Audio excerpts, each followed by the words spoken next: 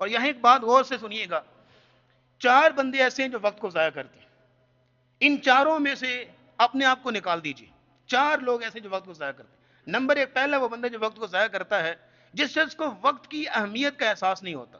جیسے میں نے شروع میں آپ کے سامنے ریفرنسز رکھے ہیں، حوالے رکھے ہیں کہ انسان دنوں کا مجموعہ ہے، ایک دن گزر گیا وہ دن کم ہو گیا، انسان قبر کے قریب چلا گیا۔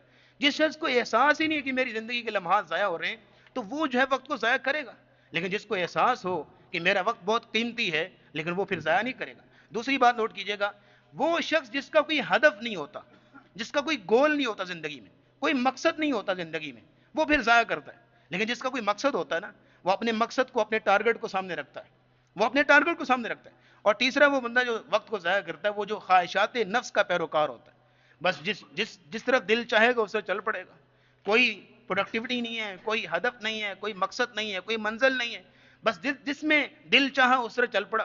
خواہشات نفس کا جو پیروکار ہوتا ہے وہ وقت کو ضائع کرتا ہے۔ چوتھا وہ شخص ہوتا ہے جو ماضی کو یاد کرتا رہتا ہے، فلاں نے میرے ساتھ یہ کیا، فلاں نے یہ کیا، بس اسی کو سوچ سوچ کے وقت کو ضائع کرے گا۔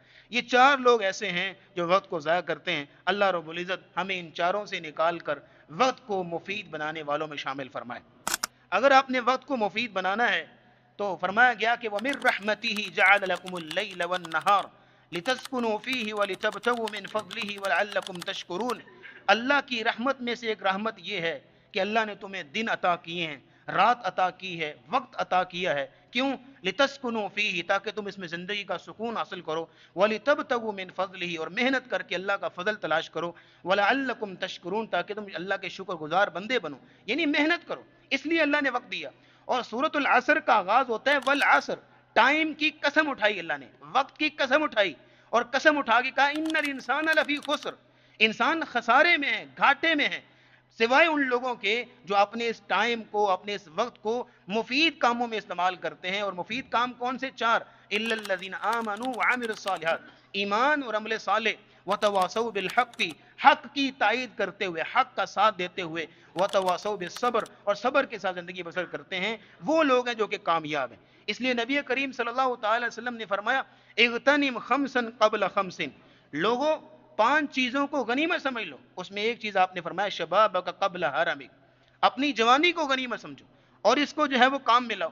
آج نوجوانوں کی جوانیاں جو ہے سوشل میڈیا پہ ضائع ہو رہی، اور پتہ نہیں کیا کیا جو ہے وہ کن کاموں میں ہم اپنی جوانیوں کو لا رہے ہیں۔ وہ نوجوان جنہوں نے ستاروں پہ کمندیں ڈالنی تھی وہ موبائلوں پہ کمندیں ڈال رہے ہیں اور سوشل میڈیا پہ اپنا وقت ضائع کر رہے ہیں۔ معاذ اور معوذ کی عمر کتنی تھی؟ 14 سال، 14 سال عمر، معاذ اور معوذ۔ ابو جہل جو سردار تھا مکہ کا، سب سے جو تکبر اور گھمنڈ والا تھا، اس کو گرایا تھا انہوں نے۔ زید بن ثابت 14 سال کی عمر میں کاتبین وحی تھے، وحی کو لکھنے والے تھے۔ زید بن ثابت رضی اللہ تعالیٰ عنہ 14 سال کی عمر میں، 17 سال کی عمر تھی عبداللہ بن عباس کی تو مفتی کہلاتے تھے، مفسر کہلاتے تھے۔ اور پھر یہ ہے کہ چھوٹی چھوٹی عمروں میں ہی انہوں نے کتنے جو ہے وہ کام کیے۔ 16 سال کے نوجوان تھے زید بن ارقم رضی اللہ تعالیٰ عنہ، جن کو دار ارقم جو ہے وہ دیا گیا اور یہ وہاں وحی نازل ہوتی تھی، تو انہوں نے اپنی جوانیوں کو صرف کیا اللہ کے دین کے لیے اور مفید کاموں کے لیے۔ اور یہاں یاد رکھیے گا ہم دنیا میں نہیں بیٹھے ہوئے، یہ دنیا کچھ نہیں، صرف ایک کمرہ امتحان ہے۔ الذی خلق الموت والحیات لیبلوکم ایکم احسن عملا، اللہ نے یہ دنیا دی ہے، یہ وقت دیا ہے، ہمیں ٹائم دیا ہے، کس لیے؟ تاکہ پرکھے کہ تم میں سے کون اچھے اعمال کرتا ہے۔ تو ہم اس دنیا میں جی رہے ہیں، اٹ مینس کہ ہم ایگزامینیشن ہال میں بیٹھے ہوئے ہیں۔ جو کمرہ امتحان میں بیٹھا ہوتا ہے شخص، اس کو پتا ہوتا ہے کہ میرے سامنے لانگ کوسچن بھی ہیں، شارٹ کوسچن بھی ہیں، اتنا میرے پاس سامنے کام ہے اور میرے پاس 2.5 گھنٹے یا 3 گھنٹے مجھے ٹائم دیا گیا ایگزامینر کی طرف سے، اب میں نے اس کو کیسے جو ہے وہ حل کرنا ہے پیپر کو۔ اور جو وقت میں اپنے پیپر کو حل کر لیتا ہے وہی کامیاب ہوتا ہے، اور جو بیٹھا ہے پنکھے دیکھ رہا ہے، کمرہ امتحان کی جو ہے وہ جانچ پڑتال کر رہا ہے، وہ فیل ہو جاتا ہے۔ اسی طرح ہم دنیا میں کمرہ امتحان میں، اس لیے جس انسان نے اپنے وقت کو قیمتی بنایا اور اس کو جو ہے وہ اچھے کاموں میں صرف کیا تو وہ انسان ہے کہ جو اللہ کا برگزیدہ اور نیک بندہ ہے۔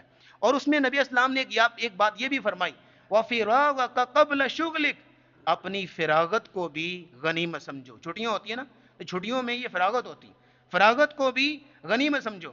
اور یاد رکھیے گا فراغت صرف فراغت نہیں ہوتی، فراغت صرف ایک انسان فارغ ہے نا، فارغ نہیں ہوتا، صرف کچھ نہ کچھ کر رہا ہوتا ہے، یا تو خیر کا کام کرے گا یا شر کا کام کرے گا۔ اگر تو اپنی فراغت میں خیر کا کام کر لے تو ویل اینڈ گڈ ہے، لیکن شر جو ہے خود بخود ٹپک آئے گی پھر بن بلائے مہمان کی طرح۔ اس لیے قرآن کہتا ہے وَمَن يَعْشُ عَن ذِكْرِ الرَّحْمَنِ نقیض لہ شیطانا وہو لہ قرین، کہ جو انسان جو ہے وہ اللہ کے ذکر سے غافل ہوتا ہے، خیر کو چھوڑ دیتا ہے نا، تو پھر شر جو ہے وہ خود بخود اس کے دل میں آ جاتی ہے۔ اس لیے قرآن کہتا ہے وَاذْكُرْ رَبَّكَ فِي نَفْسِكَ تَضَرُّعًا وَخِيفَةً دُونَ الْجَهْرِ مِنَ الْقَوْلِ بِالْغُدُوِّ وَالْآصَالِ، اللہ کو صبح و شام یاد کرو، وَلَا تَكُن مِّنَ الْغَافِلِينَ، غافلوں میں شامل نہ ہو۔ کیوں کہا اللہ نے؟